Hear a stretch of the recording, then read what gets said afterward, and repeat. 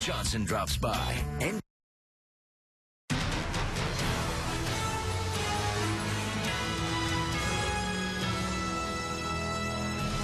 completely unjustified, unreasonable. It was a scream. It was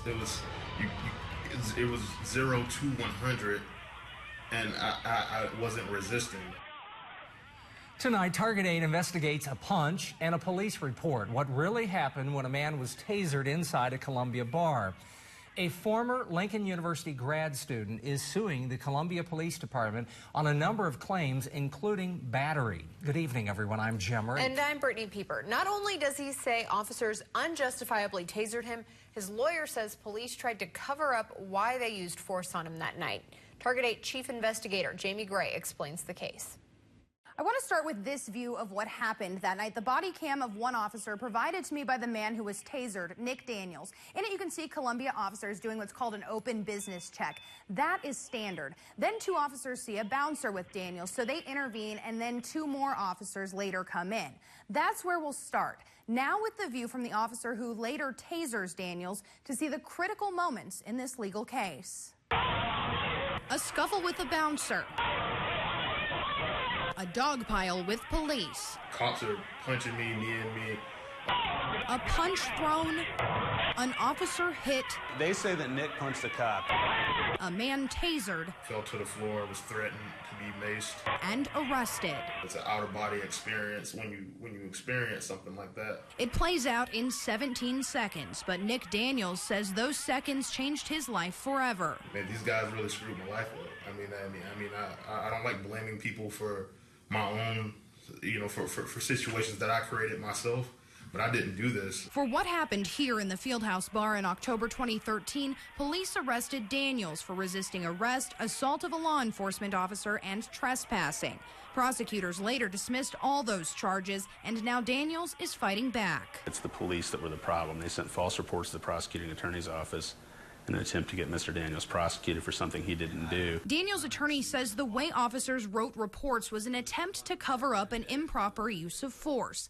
In the initial police report, Officer Ryan Terranova described his account of what happened before another officer tasered Daniels. Quote, Daniels then struck Officer Sinclair with a closed fist across the left side of his face, assaulting him. Officer Clinton Sinclair is the man wearing the body cam here, and the officer who tasered Daniels. In his report, filed nearly 3 months after the incident, he also stated Daniels punched him. But in the video, there's only one place where it appears a punch is thrown. It became obvious that Officer Sinclair was actually punched by a fellow officer, Officer Terranova. Daniels' attorney ran through the video frame by frame with me. You can see both hands up in the air and open. And in that, Nick Daniels' arm is not the one swinging at Sinclair. You'll see an arm. You'll see a police insignia and sleeve and an arm cocked right here. Throwing a punch right there. Last summer, Officer Sinclair looked at the video and then gave this sworn testimony. After further reviewing of the video, I believe there's a possibility that another individual involved in the fight with myself and Officer Daniels, specifically another officer, could have been responsible for me being struck in the face. In Terranova's testimony, he says the tape doesn't show him throwing a punch, but rather grabbing for Daniels. And is that you throwing a punch? I'm gonna say no. Okay. And the reason why is because I know I didn't throw a punch there. Just because I wouldn't punch someone standing up like that. But Terranova also identified in the tape when Sinclair got punched. Because I see his head turn. Confirmed it was in fact his own arm in the shot just prior to that hit. You see me in my arm. And that is you? Correct. Daniels initially took his case to federal court, where his lawyer says it was dismissed for jurisdictional issues. Now the case is in state court, with Daniels suing 3 officers, the shift supervisor and police chief, accusing them of malicious prosecution, false imprisonment, battery, and negligent supervision.